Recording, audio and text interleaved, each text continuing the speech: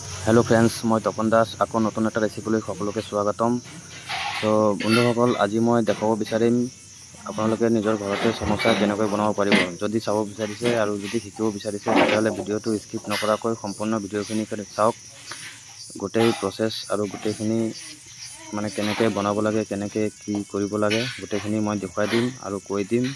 So আমি সবেই বিচাৰোঁ যে নিজৰ ঘৰতে গৰম গৰম সমোসা বনাই খাম বা মাজে মাজে বনাও, কিন্তু কেতিয়াবা এনেকুৱা হৈ যায় হয়তো ভিতৰত কেঁচা থাকি যায়, নহলে কিবা টেষ্ট নহয়, কিবা এটা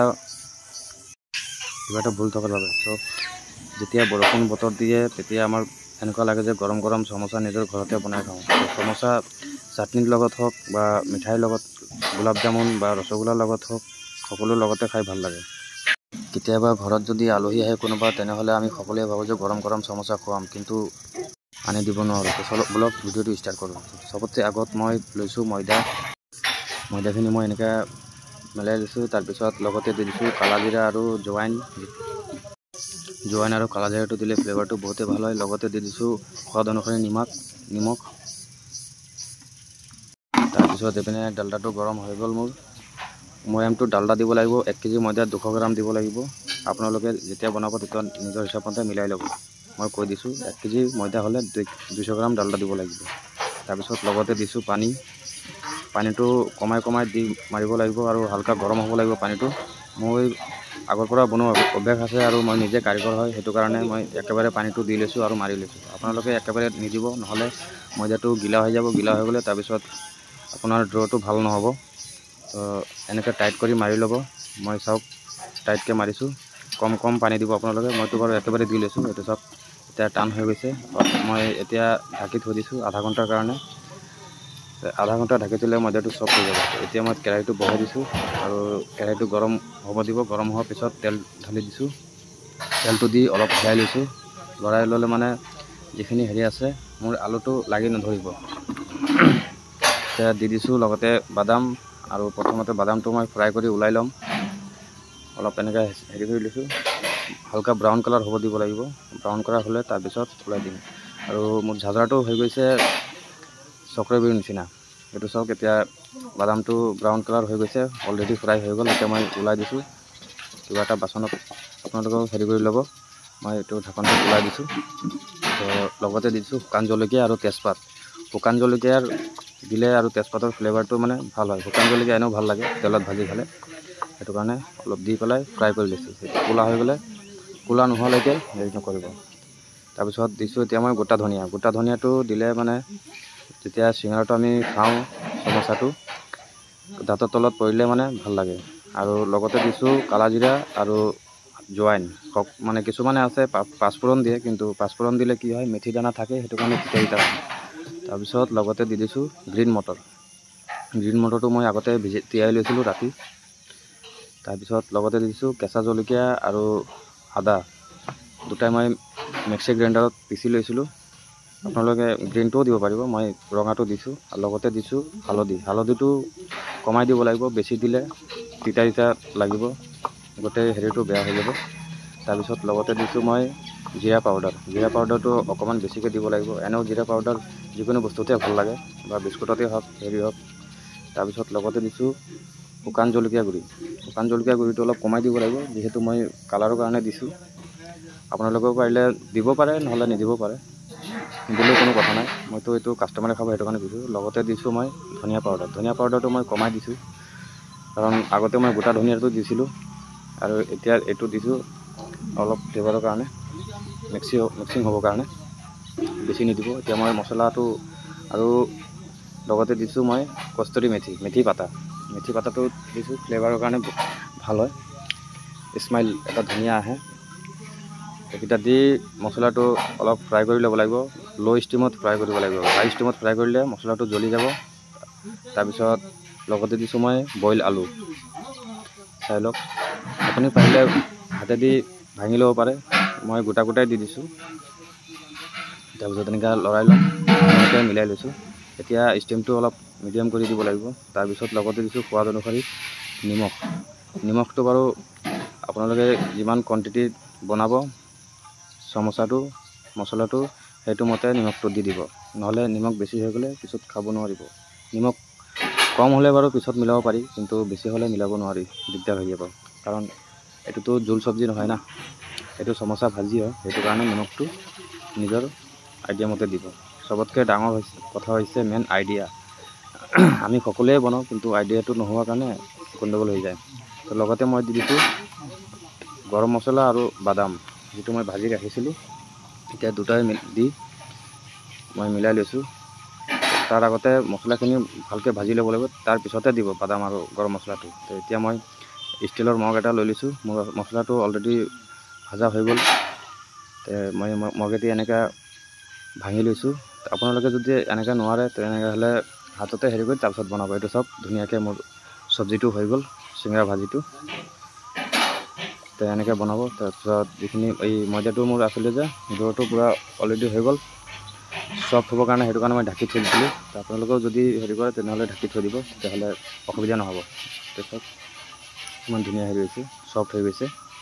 প্ৰথমত এনেকৈ অলপ মিলাই লৈছোঁ, তাৰপিছত চাকুটি এনেকৈ কাটি লৈছোঁ ডাইচ হিচাপত। মোৰ কোৱান্টিটিটো বেছি আছে, সেইটো কাৰণে আপুনি ভিডিঅ'টো চাইতো গমেই পাইছে। এনেকৈ মই সৰু সৰু হেৰি নিচিনা কৰি লৈছোঁ, ইমান সৰু নহয়। এইটো চাওক, এটা গুলি দি দুটা চিঙৰা হ'ব। তো মই এতিয়া গোটেইখিনি এনেকৈ হেৰি কৰা হৈ গ'ল। তাৰপিছত বেলি দেখাইছোঁ।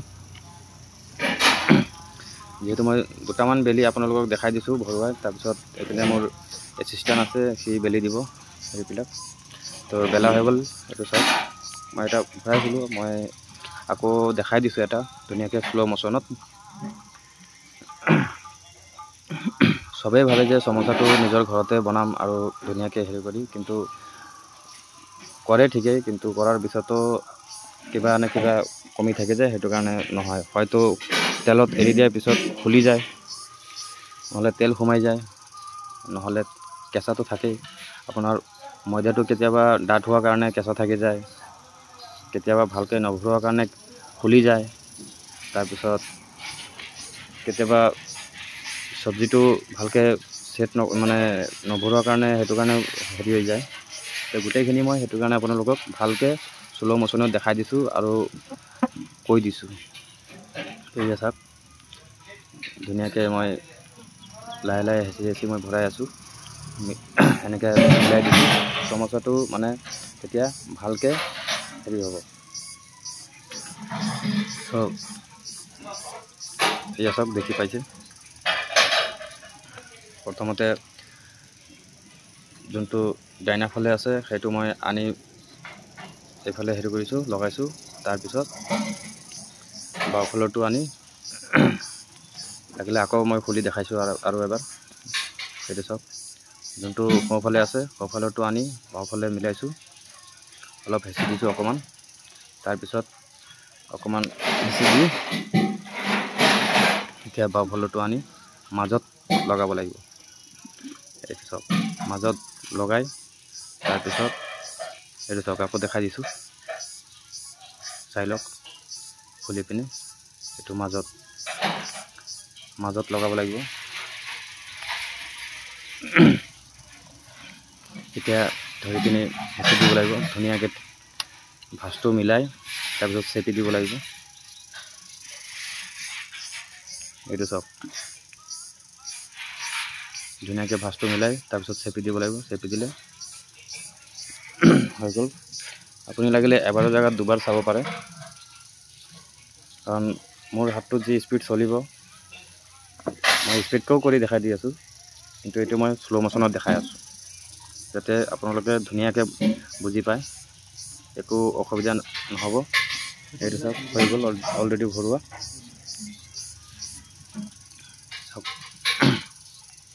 এতিয়া এইটো মই থৈ দিছোঁ, ৰাখি দিছোঁ। এই পানীৰ বাতিটো যে দেখি পাইছে, অকণমান পানীও লগাব লাগিব, যিহেতু মই এইটো দেখুওৱা নাই। এতিয়া আকৌ নেক্সট বাৰ আকৌ মই কৰি দেখাই আছোঁ। এইটো চাওক, প্ৰথমত পানী লগাই লৈছোঁ, পানী নলগালে ফুলি যাব। পানীটো লগাই তাৰপিছত এতিয়া চব্জিটো ভৰাইছোঁ। মই ভাজটো কৰি লৈছিলোঁ। এতিয়া আপোনালোকে ভালকৈ গম নাপাব, কাৰণ মই স্পীডকৈ কৰি আছোঁ যে, হ'লেও দেখাইছোঁ। এইটো চাওক, তেনেহ'লেও বুজি পাব। মই শ্ল' মোশ্যনত কৰি থাকোঁতে তেতিয়া কৈছিলোঁ। আৰু এইটো চব পাতল হ'ব লাগিব, যিহেতু মই কৈছিলোঁ। আৰু এনেকৈ কৰি মই গোটেইখিনি সমস্যাটো ভৰাই লৈছোঁ। এইটো হৈছে সৰু সমস্যা। সৰু সমস্যাটো মানে মই দেখুৱাব পৰা নাই, কাৰণ অৰ্ডাৰ আছিলে যে, সেইটো কাৰণে। তেলটো মোৰ গৰম হৈ গ'ল, মই আগতে বহাই দিছিলোঁ, হালকা ষ্টিমত মই থৈ দিছিলোঁ। 25% গৰম হ'ব লাগিব। বেছি গৰম হ'লে চিঙৰাটো পুৰি যাব, জ্বলি গ'লে তেতিয়া ভাল নালাগিব, তেতিয়া হ'ব, আৰু নহ'লে আধা কেঁচা থাকি যাব। 25% গৰম তেলত দিব, এইটো তেতিয়া ভাল হ'ব। লাগিলে হাই ষ্টিমত গৰম কৰি তাৰপিছত 25% যেতিয়া গৰম হৈ যাব, তাৰপিছত ষ্টিমটো কমাই আপুনি যিমান বনাব গোটেইখিনি এৰি দিব। এতিয়া চব লাহে লাহে মই ষ্টিমটো বঢ়াই দিছোঁ, এতিয়া অলপ উতলি আহিছে। লগে লগে হিলাই নিদিব, লগে হিলাই দিলে নহ'লে ভাঙি যাব। তো এয়া চব অকণমান অকণমান টান হ'ব দিব লাগিব, নহ'লে গোটেইখিনি ভাঙি যাব। আৰু যেতিয়া সমস্যাটো এৰা হৈ যাব, মই এইটো দেখুওৱা নাছিলোঁ ষ্টিমটো, যেতিয়া সমস্যাটো এৰা হৈ যাব তেতিয়া ষ্টিমটো হাই কৰি দিব। তাৰপিছত যেতিয়া আধাটো হৈ যাব তেতিয়া মিডিয়াম কৰি দিব। সমস্যাৰ সদায় 3টা ষ্টিম থাকে। প্ৰথমত তেলটো গৰম কৰি, তাৰপিছত 25% যেতিয়া গৰম হৈ যাব তেতিয়া ষ্টিমটো কম কৰি, তাৰপিছত সমস্যাটো এৰি দিব। এৰি দি তাৰপিছত অকণমান মিডিয়াম ষ্টিম কৰি দিব। মিডিয়াম ষ্টিম কৰি দি যেতিয়া অকণমান অকণমান তেলটো হেৰি হ'ব, সমস্যাটো উতলিব ধৰিব, তেতিয়া ষ্টিমটো আৰু অকণমান মানে হাই কৰি দিব। 75% ৰাখিব, 100% কৰিলে তেতিয়া জ্বলি যাব। তো বন্ধুসকল, যদি সমস্যা বনোৱা প্ৰচেছটো যদি চাই ভাল লাগিছে, তেনেহ'লে চেনেলটো ছাবস্ক্ৰাইব কৰি দিব, আৰু লগতে লাইক কমেণ্ট শ্বেয়াৰ কৰি দিব। মই যেতিয়াই ভিডিঅ' আপলোড দিম লগে লগে আপুনি পাই থাকিব এনেকৈ নতুন নতুন ৰেচিপি ভিডিঅ'। আৰু এইটো কোনো ঘৰচীয়া, মই ঘৰত বহি ভিডিঅ' বনোৱা নাই, আপোনালোকে ভিডিঅ'টো চায়ে গম পাব, আৰু গম পাই আছে কিমান ডাঙৰ কেৰাহী, কিমান বস্তু আৰু কিমান হেৰি বনাই আছোঁ মই। যিহেতু মই কথাটো বাৰু যদি মিলাই ক'ব পৰা নাই, কিবা যদি ভুল হৈছে তেনেহ'লে মাফ কৰি দিব। কিন্তু মই যেনেকৈ নহওক গোটেইখিনি প্ৰচেছ মই দেখাইছোঁ। কেতিয়াবা এনেকুৱা হৈ যায় যে আমি ধৰক মন্দিৰত গ'লোঁ বা ক'ৰবাত আলহী খাব গ'লোঁ, কিবা লৈ গ'লোঁ হোটেলৰ পৰা, সমোচা ল'লোঁ বা ৰসগোল্লা ল'লোঁ। কিছুমানে আছে যদি গৰম দি দিয়ে তেনেহ'লে যাওঁতে যাওঁতে ঠাণ্ডা হৈ যায়, নহ'লে কোনোবাই আছে ঠাণ্ডাই দি দিয়ে। সেইটো কাৰণে পিছত খাবলৈ ভাল নালাগে।